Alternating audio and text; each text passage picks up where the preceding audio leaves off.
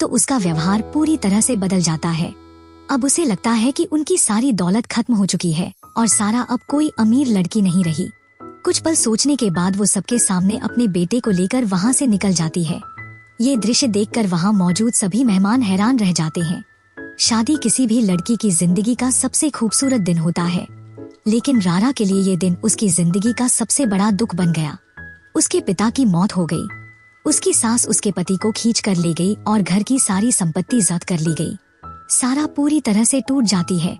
उसके पिता के सेक्रेटरी उसे समझाती है कि उसे कुछ दिन के लिए गायब हो जाना चाहिए क्योंकि कर्जदाता उसे ढूंढ रहे हैं। ये कहकर वो सारा को एक बैग में पैसे और उसकी पुरानी कार देता है। वो कहता है कि अपना ख्याल रखना। रात में सारा चोरी छिपे अपने पुराने घर जाती है।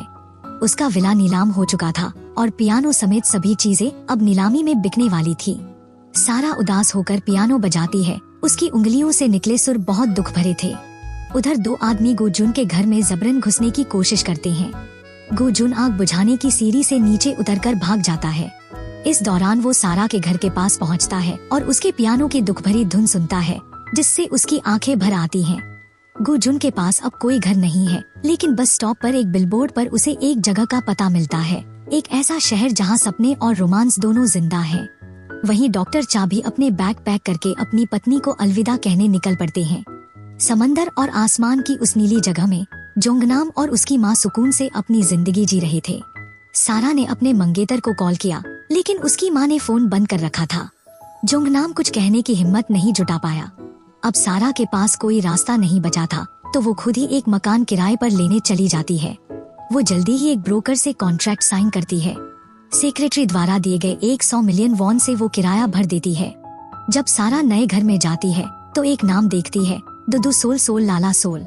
ये नाम उसी इंसान का था जिसने उसकी सोशल मीडिया पोस्ट पर कमेंट किया था। उस कमेंट में लिखा था कि अगर वो अकेली महसूस करे तो वो तस्वीर में दिखाए गए शहर में आ सकती है। 1 महीने बाद अचानक एक रियल एस्टेट एजेंट उस घर को देखने आता है। तभी सारा को पता चलता है कि उसके साथ धोखा हुआ है। वो जिस एजेंसी से कॉन्ट्रैक्ट साइन कर चुकी थी, उसके ऑफिस के सामने भीड़ जमा थी।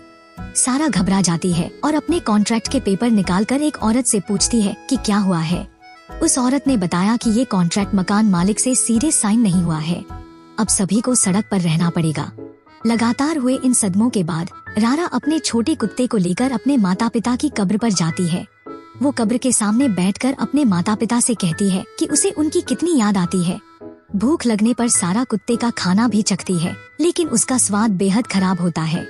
अचानक सारा को उस शख्स की याद आई जिसने उसे सोशल मीडिया